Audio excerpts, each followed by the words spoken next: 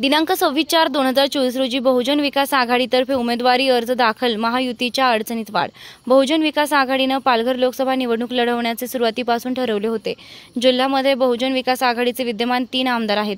त्याचबरोबर जिल्हा परिषद सभापती, पंचायत समिती, सरपंच सदस्य, नगर परिषद नगरसेवक, त्याचबरोबर जिल्ह्यात केलेले विकास कामांचा अजंठा, यातून जिल्ह्यामध्ये बहुजन विकास आघाडी नंबर 1चा पक्ष ठरतोय. त्यामुळे बहुजन विकास आघाडी पक्षाचा उमेदवार निवडून येणार असं चित्र असताना पक्षात इच्छुक उमेदवारांची संख्या वाढल्याने उमेदवार घोषित करणं कठीणच होतं.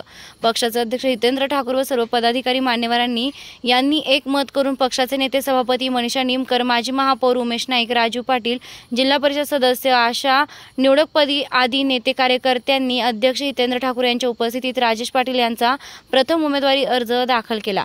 राजेश पाटील यांनी 2019 मध्ये विधानसभा निवडणुकीत त्यांच्याच पक्षातून बंडखोरी करून शिवसेनेत गेलेले तेव्हा विलास तरे यांचा पराभव केला होता. बहुजन विकास आघाडीकडून राजेश पाटील यांच्या उमेदवारी अर्ज दाखल होताच महायुती व महाविकास आघाडीमध्ये भीतीचं वातावरण निर्माण झालं असून महायुतीत जोरात चर्चा होत असून बहुजन विकास आघाडीला हरवायचं असेल तर शिंदे गटातर्फे देण्यात येणारा उमेदवार राजेंद्र गावित हे पुरेसे पडणार नाही. त्यांना भाजप पक्षाचा उमेदवारच मात देऊ शकतो अशी चर्चा वाढली आहे. म्हणून आता राजेंद्र गावित यांच्या अडचणीत वाढ झाली असून महायुती कुठला उमेदवार देणार याकडे सर्वांचं लक्ष लागून आहे. जव्हारवरून जहीर शेख यांचा रिपोर्ट. अत्यंत साध्या पद्धतीने दाखल केलेला काय सांगाल उमेदवारी? आमचे लोकनेते आमदार हितेंद्र ठाकूर आणि आमचे सगळे वरिष्ठ कार्यकर्ते यांनी आजच्या दिवसात एक चांगला मुहूर्ताचं योग साधून आज उमेदवारी अर्ज भरणं आवश्यक आहे म्हणून आम्ही तो भरलेला आहे.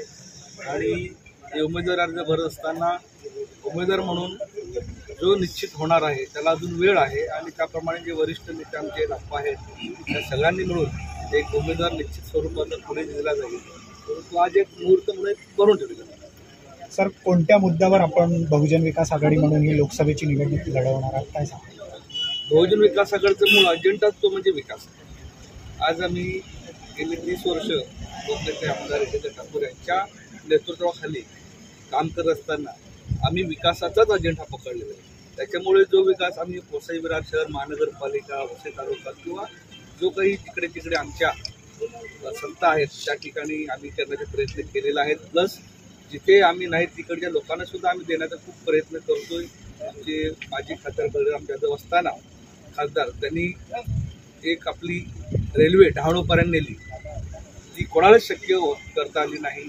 त्याचप्रमाणे वसईला जो निघणारा गॅस आहे तो गॅस गुजरातला जायचा, परंतु तो वापर इथे त्याचा होत नव्हता. त्यावेळी सुद्धा हा जो गुजरातवरनं गॅस पाईपलाईन इकडे पालघर जिल्ह्यातल्या लोकांसाठी आणली आणि त्याचं आज काम सगळ्या ठिकाणी चालू आहे. घरोघरी गॅस कनेक्शन मिळणार आहे. आणि त्याचप्रमाणे महानगरपालिका हद्दीमध्ये 3000 कोटी सॅटेलाइट सिटीसाठी महानगर खासदार साहेब असताना म्हणजे एक खासदार हा लोकसभेमध्ये जाऊन काय करू शकतो हे एकदम चांगलं उदाहरण म्हणजे बळीराम जाधव साहेब जे खासदार असताना त्यांच्या मागे असणारे भक्कम ताकदीने ते लोकनेते आमदार हितेंद्र ठाकूर. सर, आपलं जे म्हणजे सगळ्यांना जे माहिती आहे ते चिन्ह शिटी, त्याबद्दल अजूनही साशंकता आहे.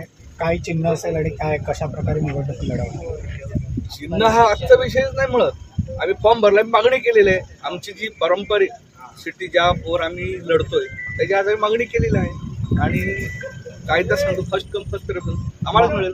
महाविकास आघाडीचा उमेदवार जाहीर झालेला आहे, महायुतीचा उमेदवार अजूनही जाहीर नाहीये. आपण रिंगणात उतरलेला काय सांगता? मी रिंगणात वैयक्तिक उमेदवार म्हणून आज फॉर्म भरलेला नाही, त्याच्यामुळे असं सांगता येणार नाही मी रिंगणात उतरलोय.